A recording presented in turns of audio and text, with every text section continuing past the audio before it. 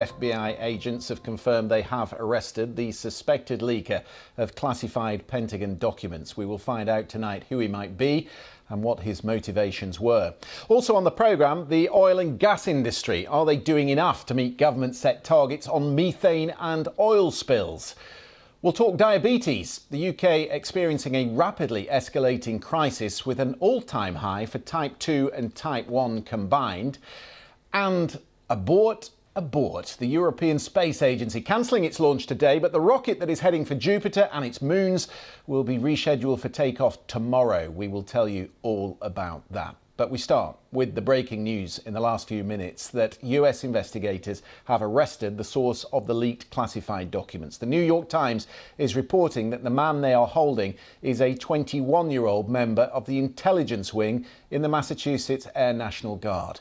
It is alleged that Jack Teixeira oversaw a private online group named Thug Shaker Central, where 20 to 30 people, mostly young men and teenagers, came together over a shared love of God, video games and guns.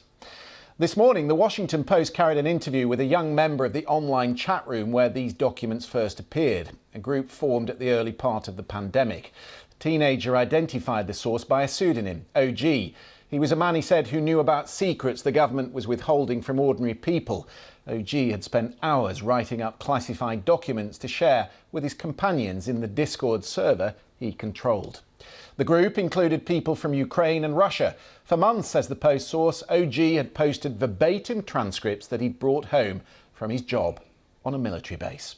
Server really became very close during the pandemic when we were all locked down together, and every single day we would watch movies, play games, do activities together. We'd stream our houses and mess around and dance and have fun.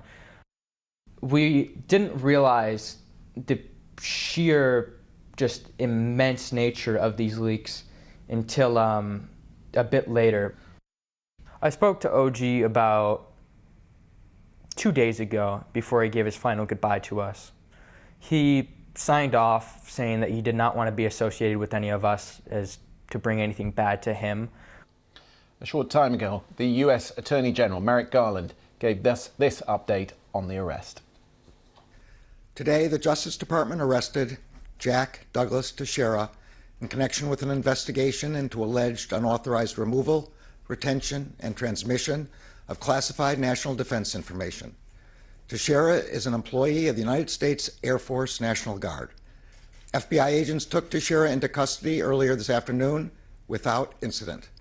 He will have an initial appearance at the U.S. District Court for the District of Massachusetts. I want to thank the FBI, Justice Department prosecutors, and our colleagues at the Department of Defense for their diligent work on this case. This investigation is ongoing. We will share more information at the appropriate time. Thanks, everyone. Earlier this evening, the Pentagon called the leak of classified information a deliberate criminal act. This is Brigadier General Pat Ryder. The department is taking the issue of this unauthorized disclosure very seriously. We continue to work around the clock, along with the interagency and the intelligence community, to better understand the scope, scale, and impact of these leaks. A reminder that all this information sat on the server for months, a grab bag of sensitive information, how the US had penetrated the Russian Ministry of Defense, clandestine deals that were being done between Israel and South Korea, previously unknown information on satellite surveillance, a pending arms deal between Egypt and Russia, on and on. Joining me is George Beebe. He's the former CIA intelligence analyst, staff advisor on Russia matters to Vice President Dick Cheney and Director of Grand Strategy at the Quincy Institute. Thank you very much for being with us. Does it surprise you that a 21-year-old within the intelligence wing of the National Guard would have access to this vast amount of information? Well, yes, it does. A lot of this was very, very highly classified information, and I think the question of how he got access to it is going to be foremost in the minds of investigators. We're told that usually intelligence is compartmentalized, but he surely wouldn't need to know if he was sitting on Cape Cod, a base at Cape Cod, whether South Korea was sending missiles via Poland to Ukraine. I can't understand why that sort of information would be within his domain. Right. And one of the questions that I'm sure investigators will be looking into was whether he was accessing information illegitimately, that he found a way of hacking into things he didn't have access to, or he was sent information by other people that he shouldn't have had access to.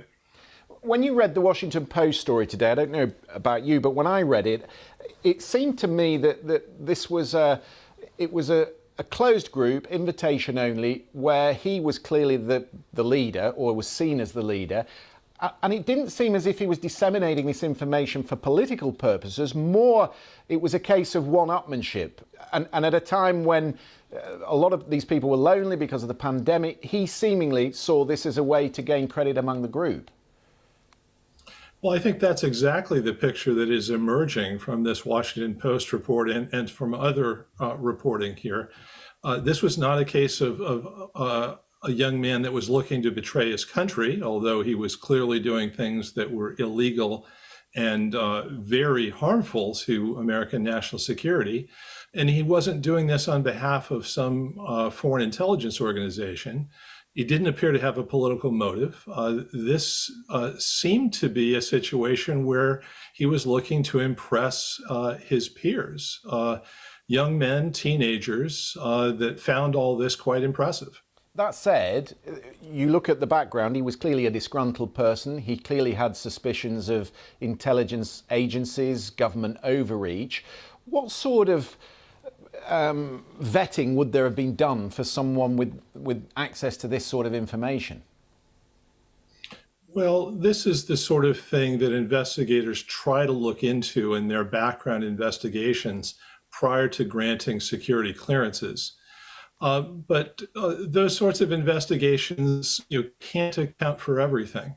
They're inherently imperfect, and you can miss some things. So, what happens in these sorts of closed online groups can be a difficult thing for investigators to stay abreast of. You can't undertake 24/7, 365 days a year investigations of what people that have security clearances are doing in their private lives. I was going to ask you about that because there'll be a lot of adults at home who won't know what the Discord server is, but their children certainly will because it's a place where a lot of gamers go.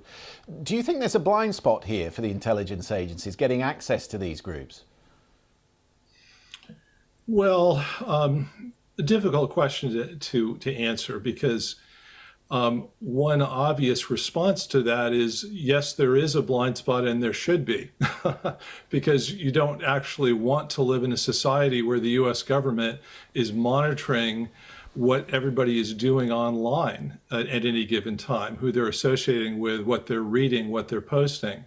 Now, if you're to do that sort of thing, then yeah, you can identify these sorts of problems, perhaps prevent them. But do any of us want to live in a society where our government is doing that to private citizens or even to people in the military? That's a difficult thing to answer. How would you characterize this? Because for me, as you've already explained, it doesn't seem to be political. It's not an Edward Snowden.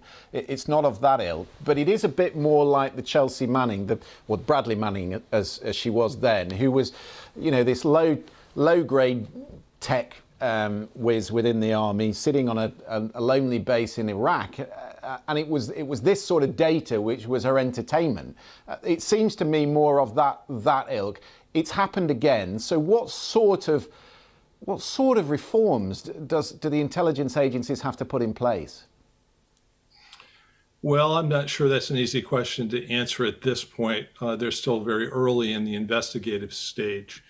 But I do think that the accused individual in this case is facing a very dire future. I believe that law enforcement is going to be quite harsh in how it deals with him, and in the hope that this will have a deterrent effect on other people that might, at some future point, contemplate this sort of thing.